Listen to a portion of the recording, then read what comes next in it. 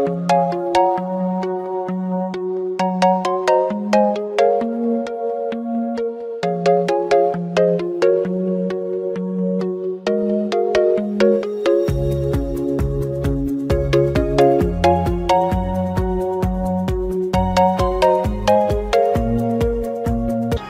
desired that man has warred over it for thousands of years.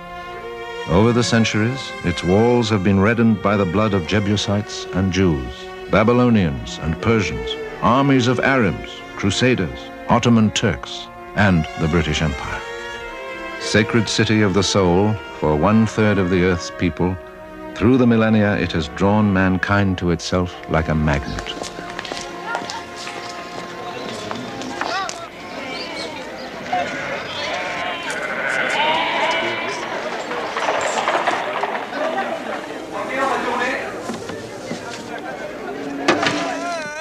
To all who live, work, and visit here, this is more than a city.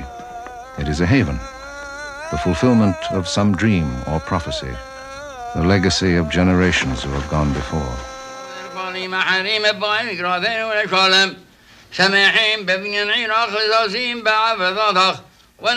For this man and his family, coming here was the consummation of a promise made 2,000 years ago.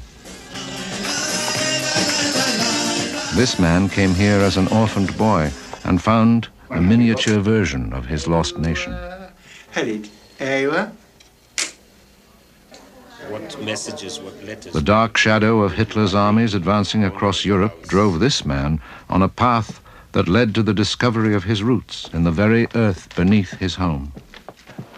The magnetism of the city's holy places is so strong that this man risked losing his own family to come here. Proud inheritor of a name that has lived in this city for 1,300 years, this man's life bridges past and future. From near and far they have come, searching for refuge, for their pasts, and the meaning of the present.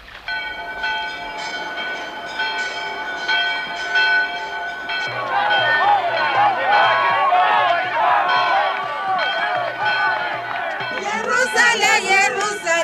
3,000 years of vibrant history, hope, and belief are rooted here, within the walls of Jerusalem. Walls, in the tiny enclave that is the old city, some of the greatest dramas in the history of mankind have been enacted. This is a story of that city, crucible of the world's 3 great monotheistic religions, symbol of peace in an area of turmoil and upheaval. It is a story of peoples of profoundly different cultures who struggle to maintain those differences. People who have fought each other, but now live side by side in sometimes uneasy coexistence.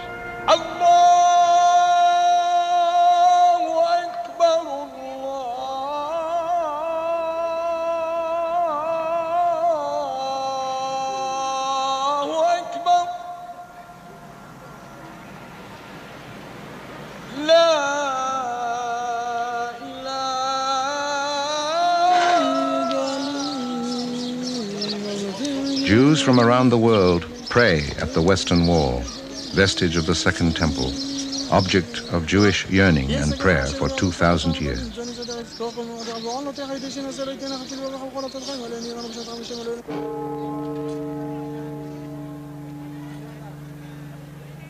Here, built on the sites where tradition says Jesus spent his last moments on earth, was crucified and entombed, is the Church of the Holy Sepulchre. Most holy of shrines in the Christian world, this church has attracted pilgrims since the time of Constantine the Great.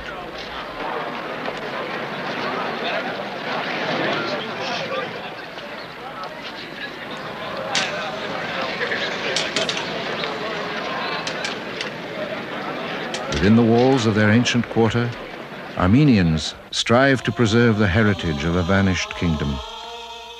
In their lives, and in the hearts and minds of their younger generation.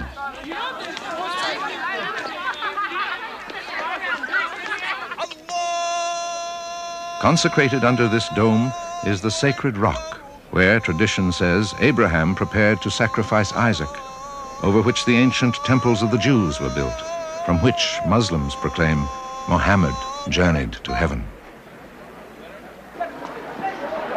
This tumult of people and history intersects in the labyrinth of the ancient bazaars.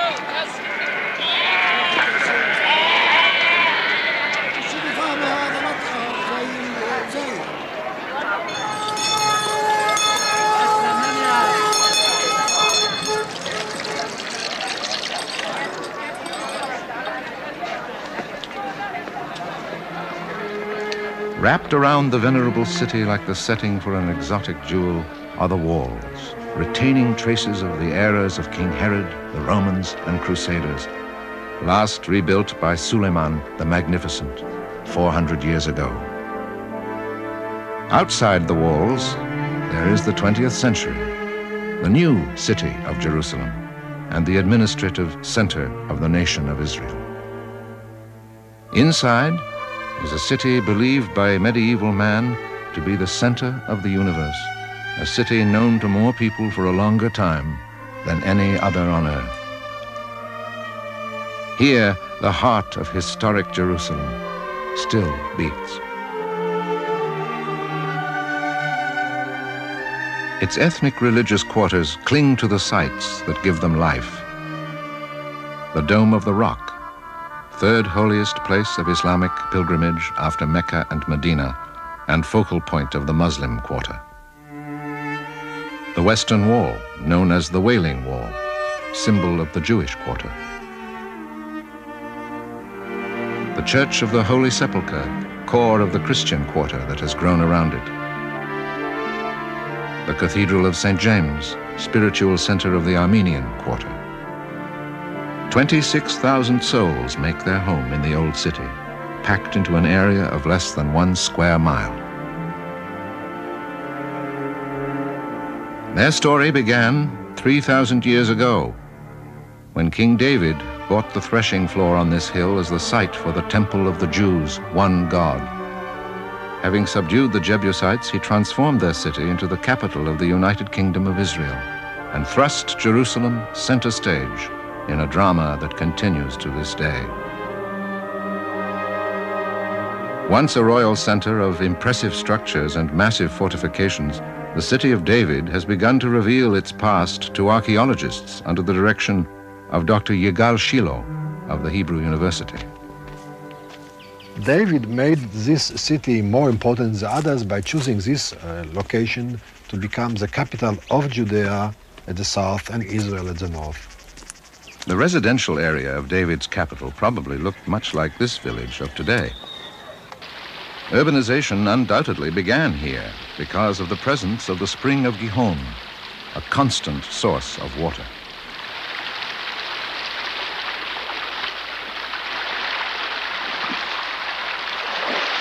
At the end of the 8th century BC, anticipating an attack by the Assyrians, King Hezekiah ordered this tunnel built.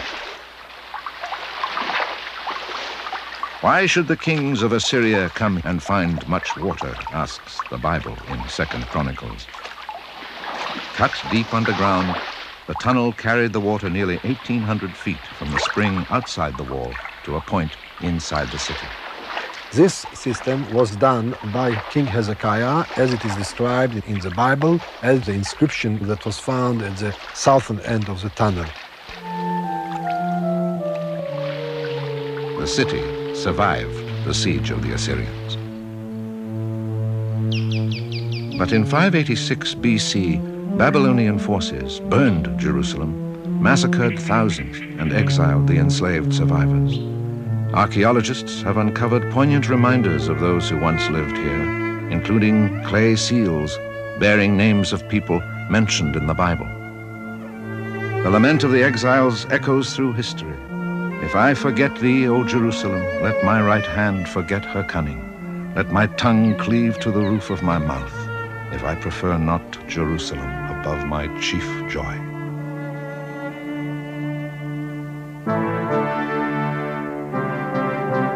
A half-century later, the Persians defeated the Babylonians and allowed the Jews to return. The second temple rose on the site of the first. This model depicts Jerusalem as it was when Jesus came here to celebrate the festival of Passover. Although he knew the repressive Roman rulers had labeled him a rebel, he continued to preach brotherhood, kindness, and charity. In the last days before his crucifixion, Jesus left the temple by these steps. They are one of the few remnants that remain, for in 70 AD, on the anniversary of the day the Babylonians had sacked the first temple, the Romans burned the city, butchered the people, and took the rest as slaves. Thus was Jerusalem destroyed for a second time.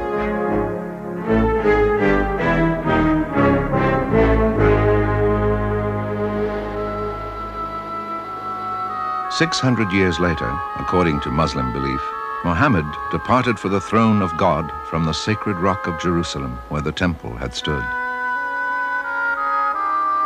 Aware of the holy books of the Jews and Christians, Muhammad had converted the idolatrous tribes of Arabia to the concept of one God.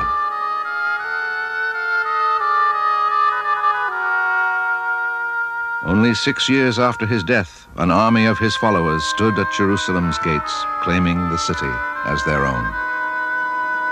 Muslims were to rule Jerusalem for the next 1,300 years, except for 2 interruptions when the Crusaders wrested the city from them.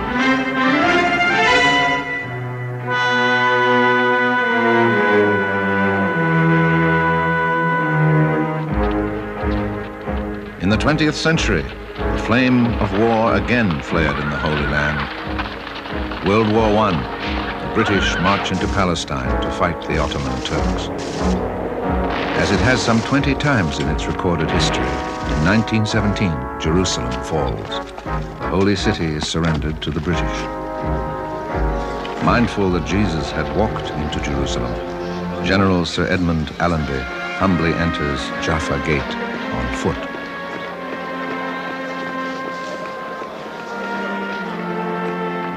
There are renewed stirrings of Zionism, the concept of a modern Jewish nation. In 1947, the United Nations votes to end the British mandate and partition Palestine into Jewish and Arab states. May 14, 1948, David Ben-Gurion, citing the fulfillment of the dream of generations, makes a proclamation Jews everywhere have long awaited. The state of Israel has arisen. The next day, 6 neighboring Arab countries invade, determined to crush the infant nation before it is born. With Jerusalem under siege and the Jewish quarter ready to fall, the holy books are removed. Jerusalem is a divided city. For 19 years, the old city will be ruled by Jordan. In 1967, as the Six-Day War rages, Israeli paratroopers storm through St. Stephen's Gate. Defense Minister Moshe Dayan arrives at the Western Wall, in Jewish hands again for the first time in 2,000 years. According to ancient custom, General Dayan writes a prayer to place in the wall. May peace come to the Jewish people.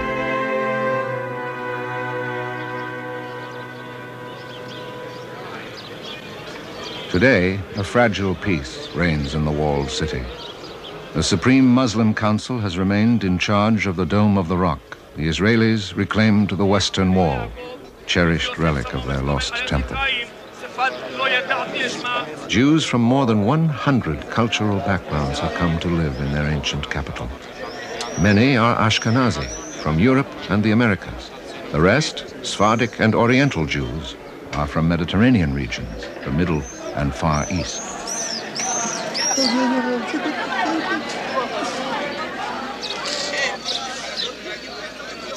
When the Jewish community in Yemen heard of the establishment of Israel, Yosef Zadok and his family decided to emigrate immediately. For them, the biblical prophecy of the return to Zion was fulfilled. His grandson, Shalom, explains. My family knew from the Bible and from our tradition that Jerusalem was the holy city. When my family came from Yemen, they wanted to live only in Jerusalem. We call it a center of the world. Isolated in remote southern Arabia for some 2,000 years, persecuted by their Muslim rulers, the Jews of Yemen had long dreamed of redemption in the Promised Land.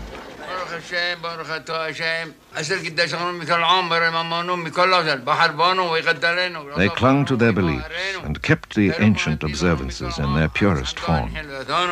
Now celebrating Passover, the Zadoks commemorate the Jews' deliverance from slavery in Egypt, just as Jesus did at what has come to be known as the Last Supper. The Bible promised, "They that wait upon the Lord shall mount up with wings as eagles." In 1949, the Zadoks joined the flood of Jews crossing hundreds of miles of desert on foot, donkey-back, and by truck to Aden. Those who survived the torturous journey were flown to the Holy Land by an airlift dubbed Operation Magic Carpet.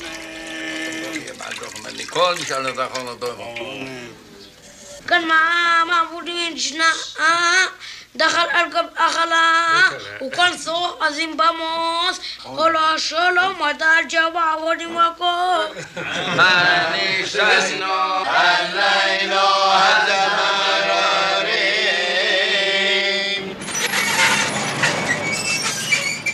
Restricted to certain occupations in Yemen, many Jews were shoemakers, weavers, jewelers. Yosef Zadok was a court jeweler for the king of Yemen. Our family has been making jewelry for more than 7 generations. It is our heritage, our tradition. When we came from Yemen, we tried to keep our traditions.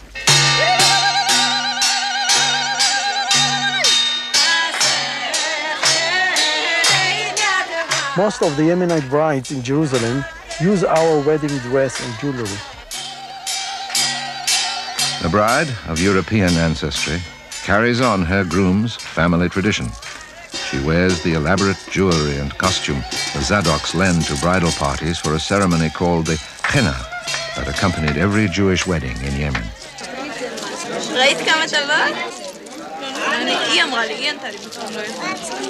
שרשרת, הרבה שרשרת, ותראי כמה טבעות.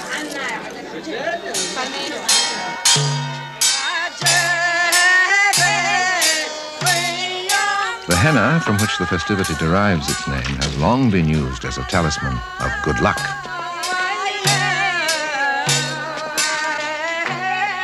If the henna applied to the hands of the bride and groom remains in the morning, their wedding will take place.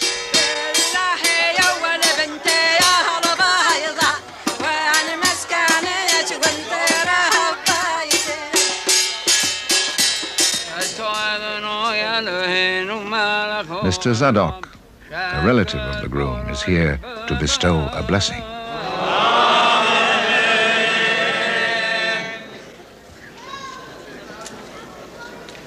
Beginning a life together, this young couple shares the rich heritage of their combined European, Oriental, and Israeli culture.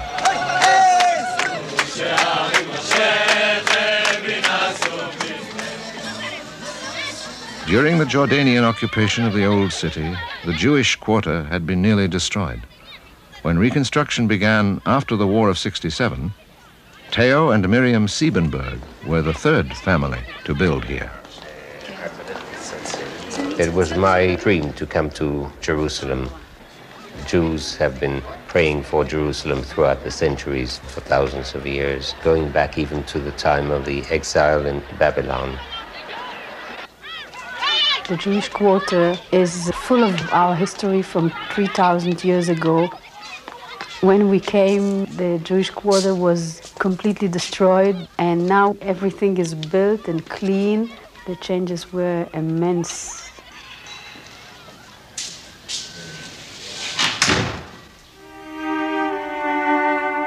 I was born in Antwerp, Belgium. My family left Antwerp on May the 11th, 1940. That's one day after the Germans marched into Belgium. As the Nazi horror swept across Europe, the Siebenberg family fled, first by car, finally even crossing mountains on foot. Always fearful and in hiding, for months the refugees traveled against the tide of invaders until they made their way to safety. After the war, as the Jewish people struggled to create a homeland, Theo joined the underground. Eventually, he made his way here. Like all Jews born in Israel, Miriam is known as a Sabra. My parents came from Warsaw, Poland.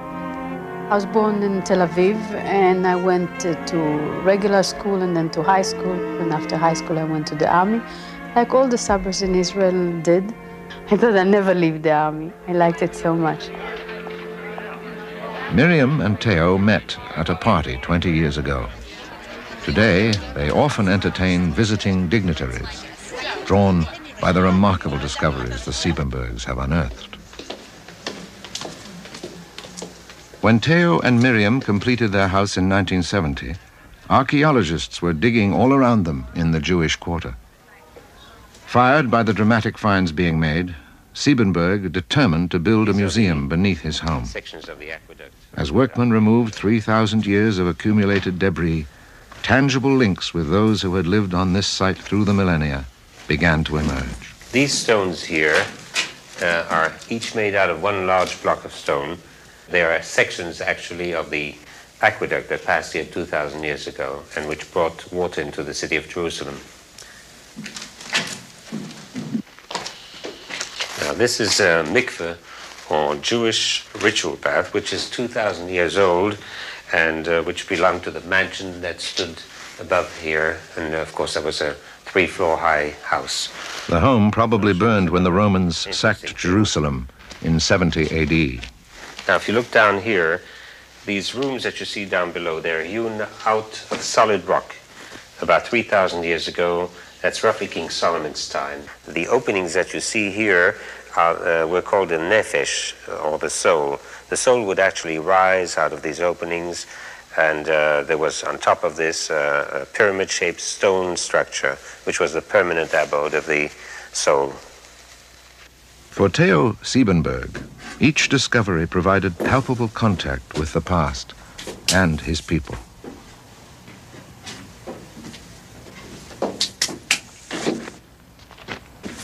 Actually, we're 4 floors under the house now. I find this probably the most exciting part of the excavation. Actually, we're standing in a room which goes back thousands of years, and you can almost feel the presence of the people who lived here at that time, you know, King Solomon's time, King David's time. This is a machine gun which was used in the War of Independence in 1948. The same week I found this, I was excavating 3 floors lower at the other end of the site, and I found this arrowhead of the war against the Romans in the year 70 of the Common Era. So you have this whole span of wars, right? Absorbed by his passion, Theo has spent 15 years and $3 million creating Siebenberg House, the museum he and Miriam will leave to the public. It was used 2,000 years ago for crucifixion. When you think of it, now you take this inkwell, you wonder what letters might have been written by the owner of the house. These artifacts will enable future generations to experience their connections to ancient Jerusalem. This here actually is carbonized wood from the fire of this house 2,000 years ago when the house was destroyed. Don't touch it too often. I see that your fingers are peeling it off. Traces of history. 50 years after the armies of Islam burst like a thunderclap across the desert to claim Jerusalem, a Muslim caliph built a shrine over the holy rock from which Muhammad had ascended to the celestial spheres. This magnificent legacy has drawn the faithful for more than 1,000 years.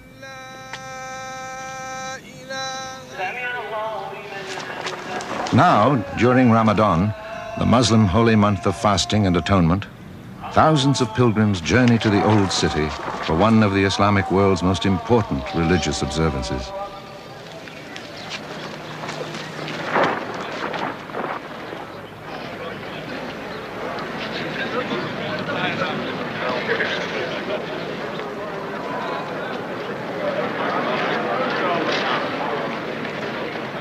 When prayers are over, the throng disperses through the narrow alleyways of the Muslim quarter.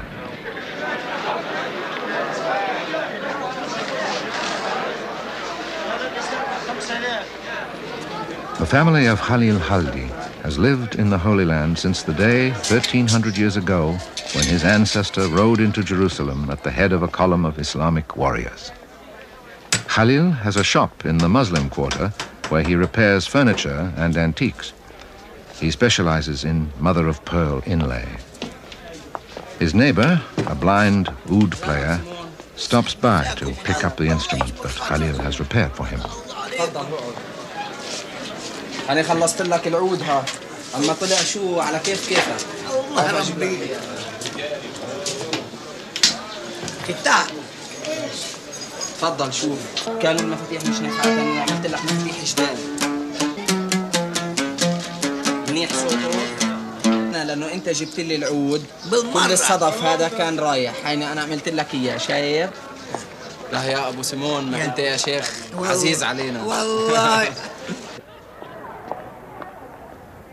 Through the centuries, his family has provided a succession of scholars to Jerusalem's Muslim community. Among their proudest achievements and possessions is the Haldi Library. Founded in 1900, it consists of their combined private collections, 6,000 books and manuscripts in Arabic, Persian, English, French, and Turkish.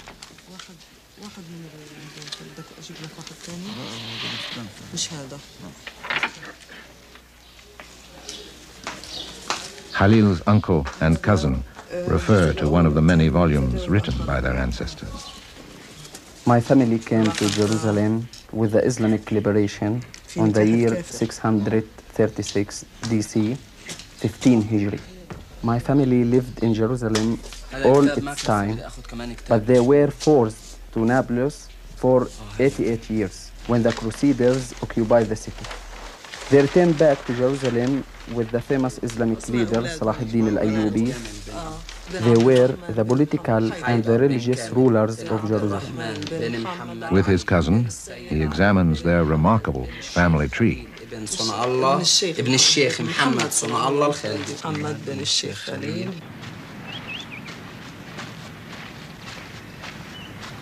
Each week, Khalil goes to the historic Muslim cemetery outside the city walls.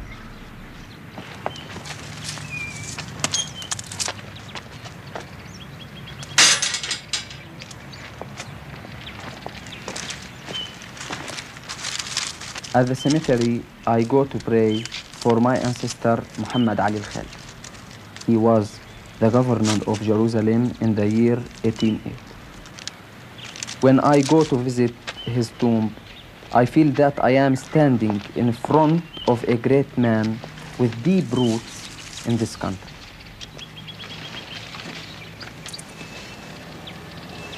بسم الله الرحمن الرحيم الحمد لله رب العالمين الرحمن الرحيم مالك يوم الدين صراط الذين أنعمت عليهم غير المغضوب عليهم ولا الضالين آمين الله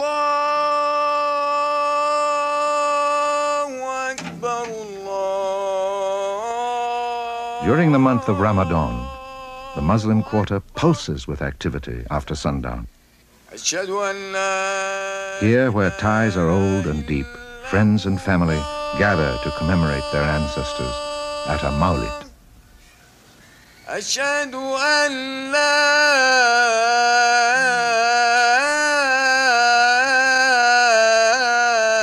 إله إلا الله. الله Songs celebrating the birth of the Prophet Muhammad are followed by a sumptuous meal, ending the fast they have observed since sunrise. وين اللبن يا هي اللبن تفضل يا سيدي هي اللبن تفضلوا يابا تفضل يا اخي هات كمان صحن يلا هات لك صحن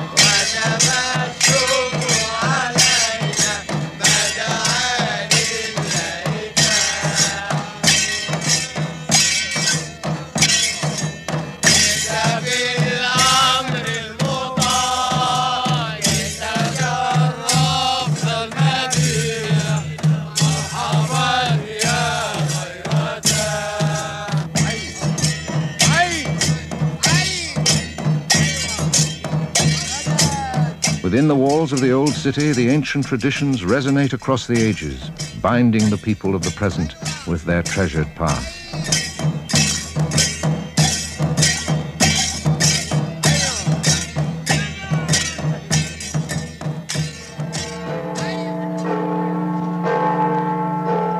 Ironically, it was a Roman emperor, Constantine the Great, who adopted Christianity as the faith of his realm and assured the future of the religion.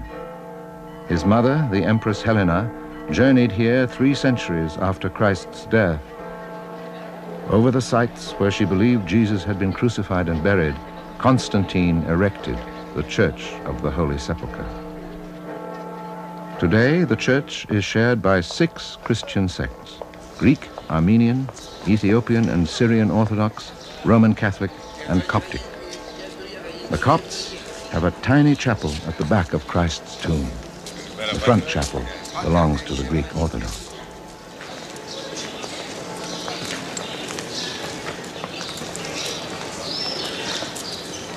Among their holdings is the stone where Jesus is thought to have lain when he was taken from the cross.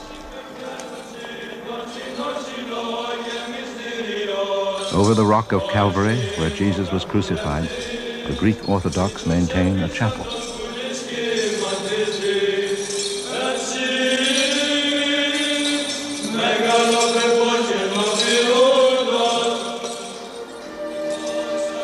Deep in the church, near the base of the rock of Calvary, is an Armenian Orthodox chapel dedicated to St. Helena.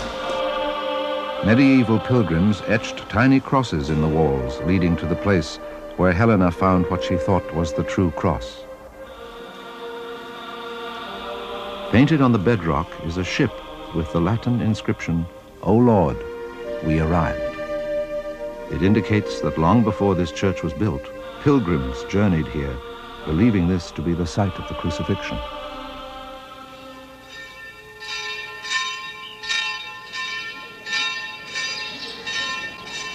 A mud hut village atop the roof of the church is the only area which the Ethiopian Orthodox, one of the oldest Christian communities in the Holy Land, can claim.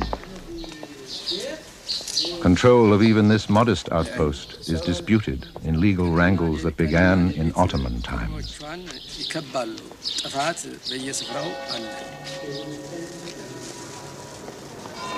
Intense rivalries between sects have long raged over rights to this most sacred of Christian shrines.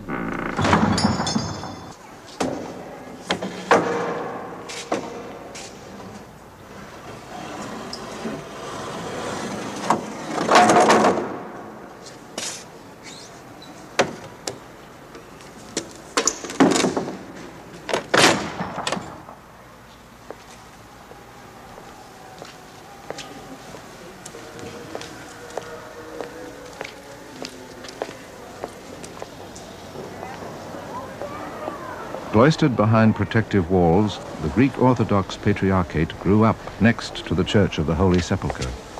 Its monasteries, chapels, and administrative offices form a body comparable to a miniature Vatican.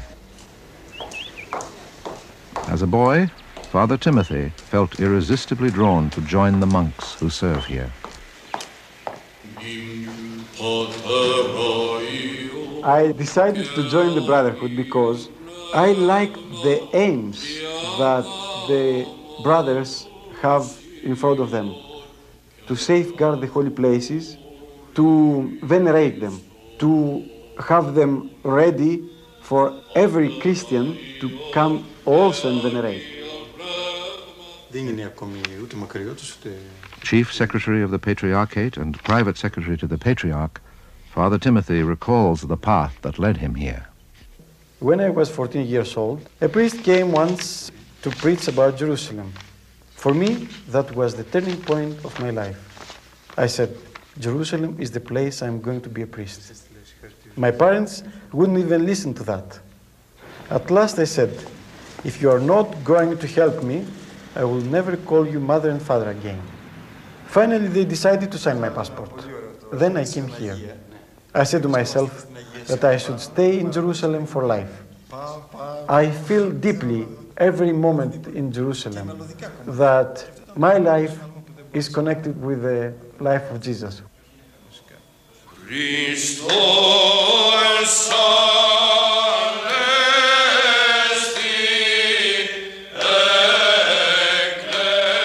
Timothy attended the seminary as a young man. Like this generation of seminarians, he left his native land to dedicate his life to the holy shrines of Jerusalem.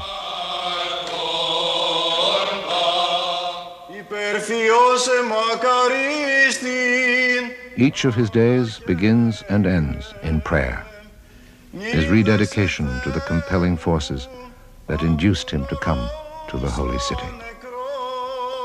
Jerusalem is the city which fills my heart and should fill the hearts of all Christians with love and peace. It would be easy to be a priest in my country, but here in Jerusalem, I feel closer to God.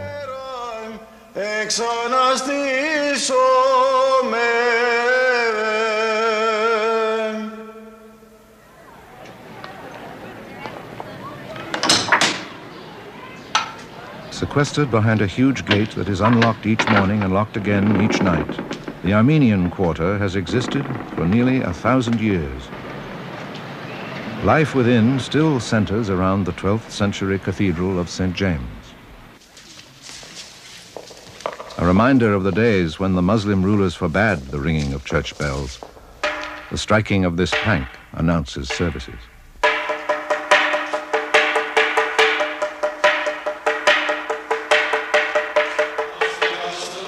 Today, the community gathers to commemorate a Holocaust. For the Armenians are a people whose ancient homeland has been ravaged, many of its citizens killed or scattered. To Elia Kavajian, the service has special meaning, for he is a survivor of the Holocaust. For him, Jerusalem became a haven. 60 years ago, he arrived as an orphaned boy. Now, he is surrounded by his loving family.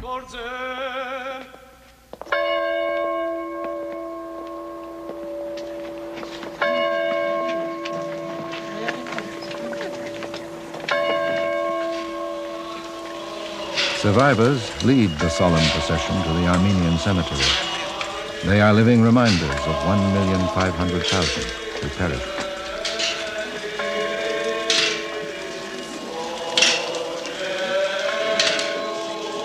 In 1915, part of what had once been the Armenian Christian kingdom was under Ottoman rule. Labeling the Armenians infidels and a dangerous foreign element, the government began to kill their intellectuals.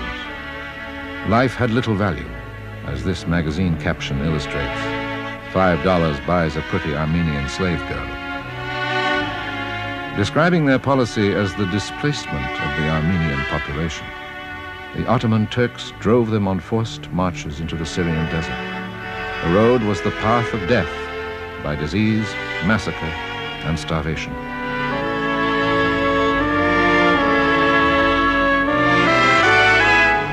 Elia Kavajian remembers. They took us through the Syrian desert to Mardin. We walked, I don't know how many weeks, how many months walked. Near Mardin, they bring it a place which all around it, it's many hills. My mother says, Mother, they are going to kill us. I want to give my son to that Kurd which is coming. Maybe he will remain alive. The Kurdish family fed him, cleaned him up, and sold him at an auction to a Syrian Christian family. The husband was an ironsmith, and 6-year-old Elia worked the bellows for him. When the man remarried, young Elia was put on the streets. He drifted, begging, for a year, until the American Near East Relief Organization placed him in an orphanage and eventually brought him to Jerusalem. A son and daughter and their families gather today to remember the victims and rejoice in Elia's survival.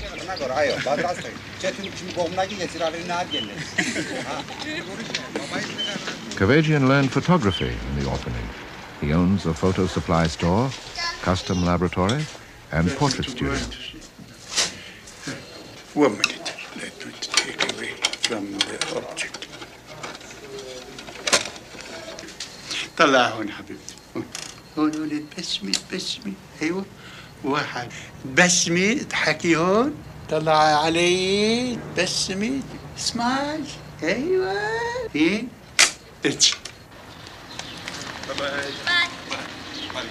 Although the family now resides outside the old city, its life still revolves around the Armenian Quarter.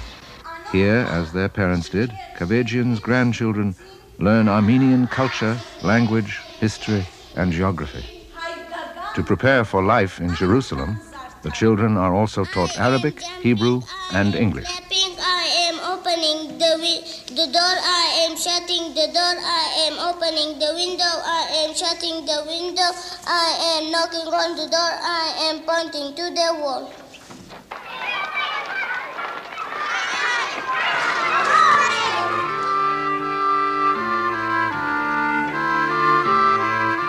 His family thriving, Elia Kavajian remembers the Orphans Club he and 9 boys formed when, at age 14, he began to work.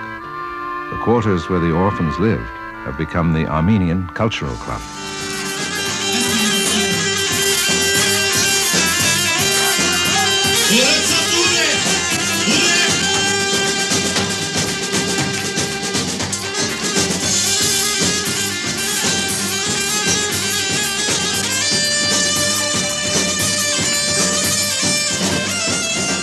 For Elia, Jerusalem has provided a refuge of warmth, friendship, and opportunity. In his words, this is the happiest time of my life.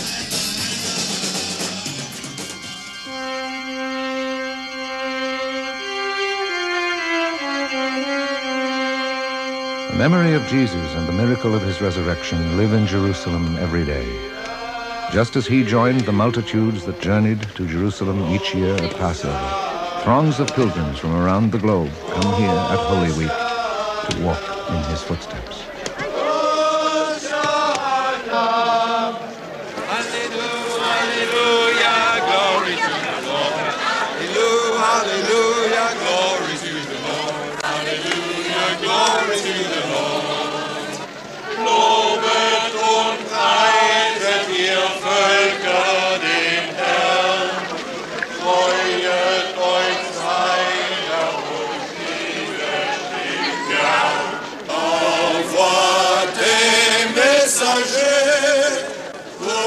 Chante ta gloire, Alléluia.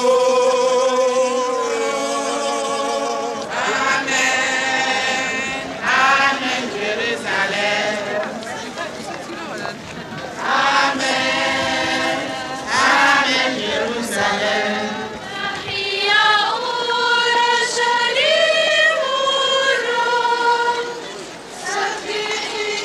Following the path Jesus took from the Mount of Olives and the Garden of Gethsemane, they enter the old city.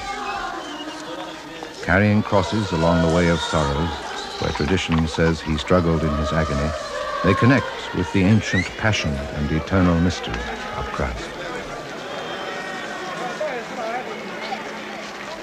In the hours before dawn on Easter Saturday, the flames of the lamps that light the Church of the Holy Sepulchre are extinguished. When the door is opened, thousands of pilgrims press in to experience an Oriental ritual that has been repeated each year for centuries, the miracle of the Holy Fire.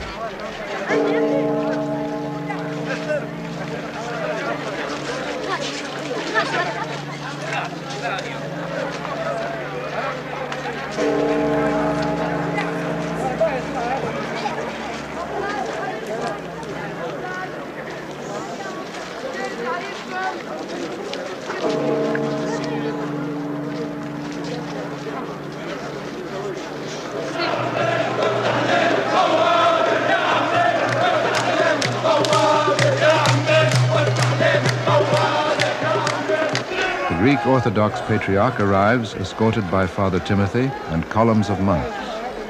The tomb of Christ has been sealed. When the seal is removed, the Patriarch will enter to determine if the holy fire, said to be sent down by God, will burst forth this year.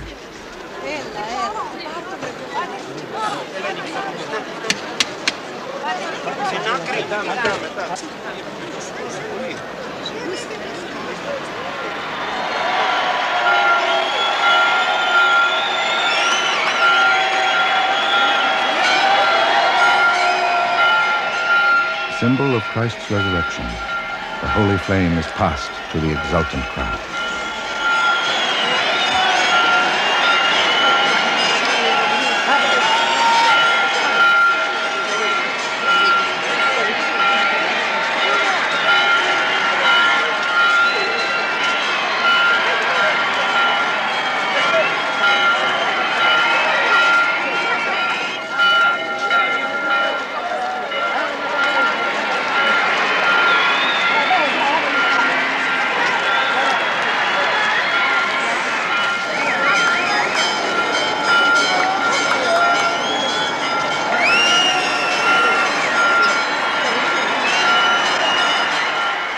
It is said that here Jesus once stood, flanked by two thieves.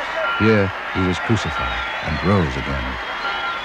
In the precincts of the church that commemorates those events, the hearts of the believers are illuminated by the flames of faith.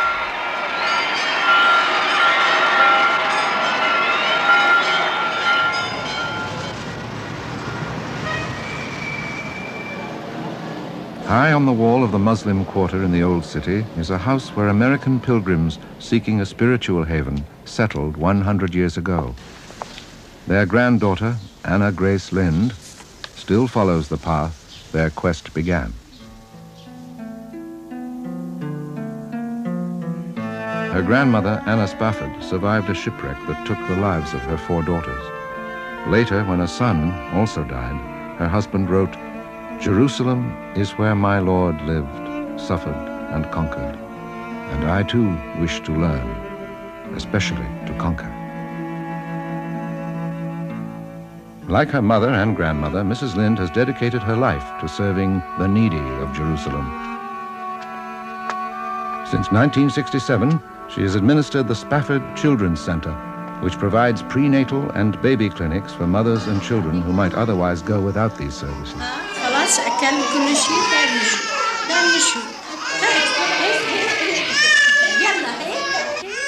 Mrs. Mary Frangi, the supervising nurse, has worked here for nearly 40 years. The grandmothers of some of these babies were children when she began. Dr. Amira had quite a number of patients. Dr. Lazinski really, it's quite... The main goal of the Spafford Children's Center is to help improve the health of the children in the Old City. They are mostly Muslims. We have several Israeli specialists who come to our clinic, and we feel that this is a very important phase of our work because they are helping in the reconciliation between the Jews and the Arabs. It may be just a tiny seed, but it is a seed that we hope brings forth fruit. Okay, fine, baby. I live right on the city wall. I feel it's important that quotation from Isaiah, where it says, "I've set watchmen on thy walls, O Jerusalem, to pray day and night, until I make Jerusalem a praise in the earth." Make Jerusalem a praise in the earth. These timeless words from the Bible speak of an ideal Jerusalem, a city of glory and peace.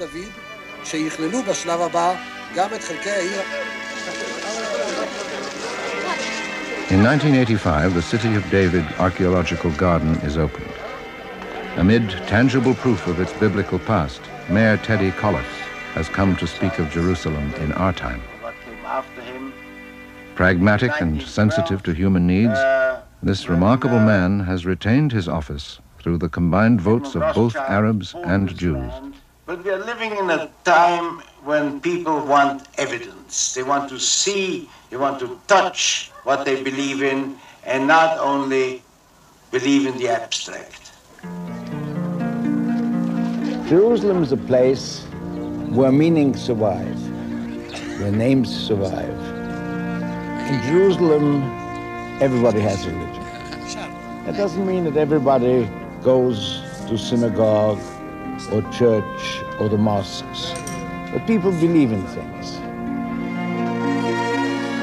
The people who come here are not visitors, they are pilgrims. They come to Jerusalem because it has a special meaning for them. It's not like coming to another city. We try to give people a feeling they live in a city which belongs to everybody, but where everybody has his particular past and his particular history. Everybody who lives in Jerusalem tries to link up with the past. Jews, Christians, Muslims. The most important thing about Jerusalem is its people in their variety. It should remain in that variety and should protect that variety. The people who live here, they are the factor that is most important. Through the generations, thousands of human beings have been thrust together to live out their lives in the vibrant microcosm that is the old city of Jerusalem, bound by their fierce connection to the city, despite their differences, the pressures of the years, the violence and suffering.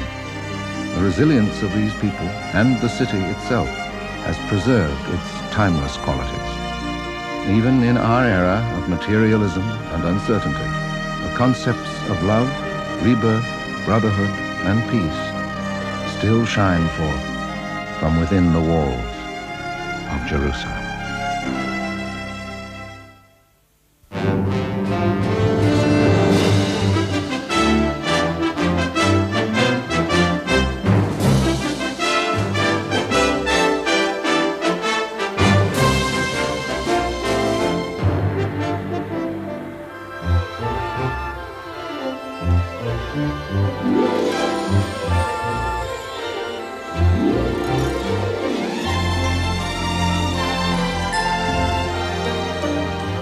Temples of the Jews were built, from which Muslims proclaim Muhammad journeyed to heaven.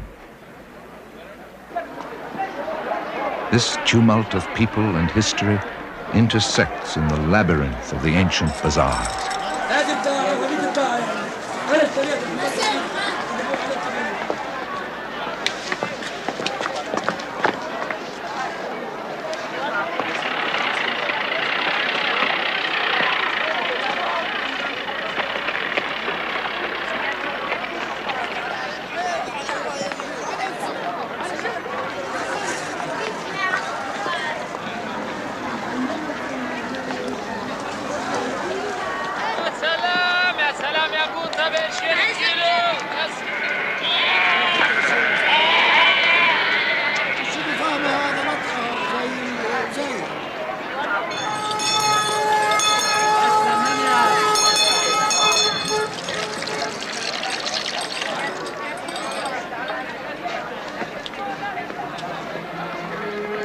Wrapped around the venerable city like the setting for an exotic jewel are the walls, retaining traces.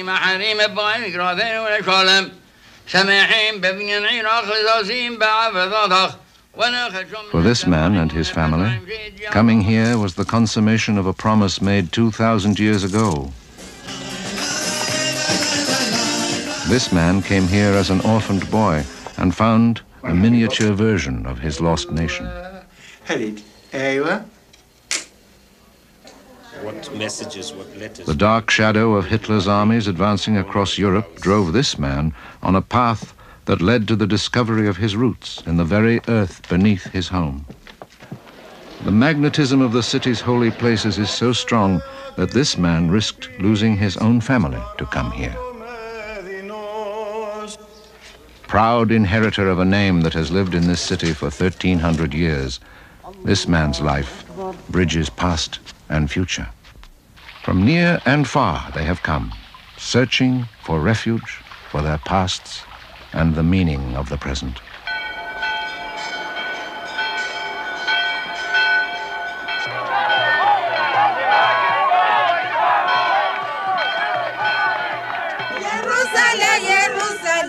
3,000 years of vibrant history, hope, and belief are rooted here, within the walls of Jerusalem.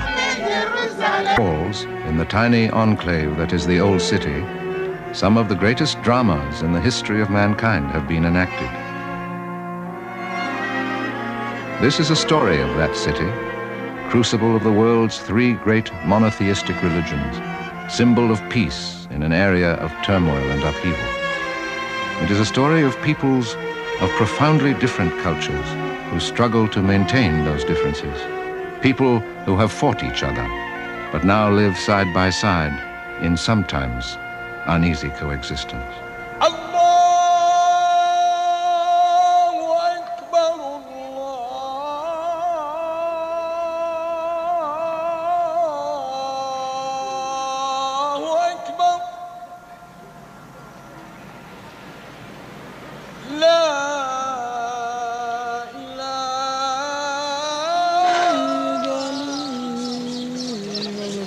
Jews from around the world pray at the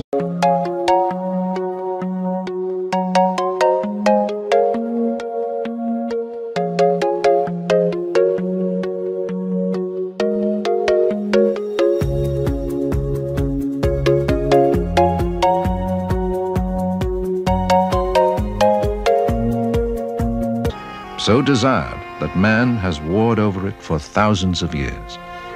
Over the centuries, its walls have been reddened by the blood of Jebusites and Jews, Babylonians and Persians, armies of Arabs, Crusaders, Ottoman Turks, and the British Empire. Sacred city of the soul for 1/3 of the earth's people, through the millennia it has drawn mankind to itself like a magnet.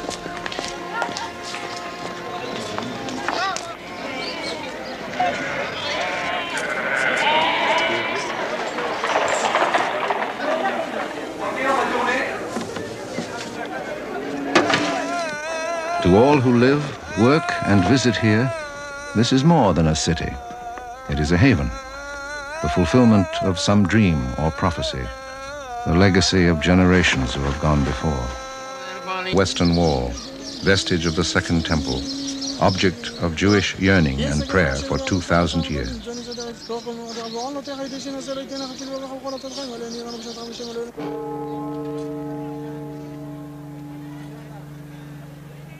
Here, built on the sites where tradition says Jesus spent his last moments on earth, was crucified and entombed, is the Church of the Holy Sepulchre. Most holy of shrines in the Christian world, this church has attracted pilgrims since the time of Constantine the Great.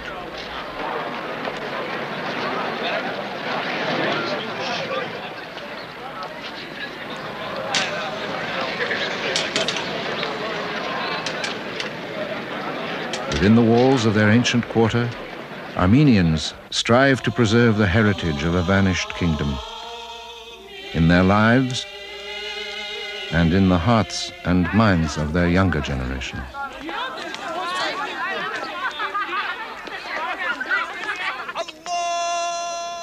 Consecrated under this dome is the sacred rock, where tradition says Abraham prepared to sacrifice Isaac, over which the ancient